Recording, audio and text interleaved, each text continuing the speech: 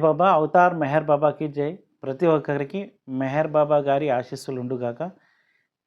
ఏదైతే ఈరోజు బాబా సమాధి రోజు, బాబా 1969లో బాబా సమాధి గావించిన రోజు. బాబా సమాధి కాకముందు 44 సంవత్సరాలు మౌనంగా ఉన్నారు. మౌనంగా ఎందుకు ఉన్నారు అంటే జగత్ కళ్యాణం కొరకు. మాటలతో సాధించింది మౌనంతో సాధించవచ్చు అనే సందేశం తెలియకనే తెలియజెప్పారు బాబాగారు. 44 సంవత్సరాలు వారు చనిపోయినా మౌనంలోనే చనిపోయారు, సమాధి గావించారు. ఆ సందర్భంగా ఈరోజు మనం బాబా గారిని జ్ఞాపకం చేసుకుంటూ బాబాగారు చెప్తారంటే 12 గంటల నుంచి 15 వరకు ఏదైతే మేము మౌనం ఉంటామో మధ్యాహ్నం, ఆ 15 నిమిషాలు మౌనం అని మనం ఈ కాలంలో అనుకుంటాం. కానీ ఆ 15 నిమిషాలు కనీసం అప్పుడన్నా దైవ ధ్యానం చేయండి అని బాబా పదే పదే గుర్తు చేస్తున్నారు.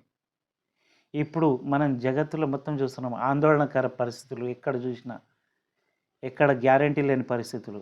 అప్పుడు కావాల్సింది ఏంది? ప్రేమ మాత్రమే.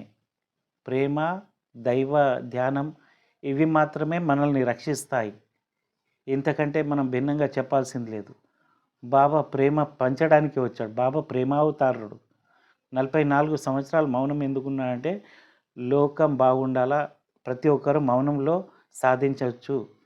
ఏదైతే మనం మాటలతో సాధించాలనే ప్రయత్నం చేస్తాం, ఈ కాలంలో మాటలతో సాధించలేము, మౌనంతో.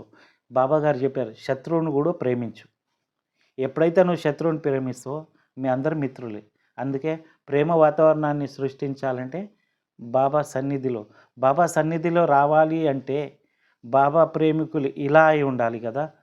ఎవరిని మోసం చేయకూడదు, దైవ ధ్యానం తప్ప ఇతరులకు హాని చేయకూడదు, నిజాయితీ పాటించాలి. అది ఎంత కఠినమైనా సరే ఇవి పాటిస్తే మాత్రమే బాబా దాంట్లో వచ్చే బాబా యొక్క వాక్కులు విని మనం నలుగురికి చెప్పిన వాళ్ళమైతాం. నలుగురు మన బాబా దాంట్లో చేరిన వాళ్ళు.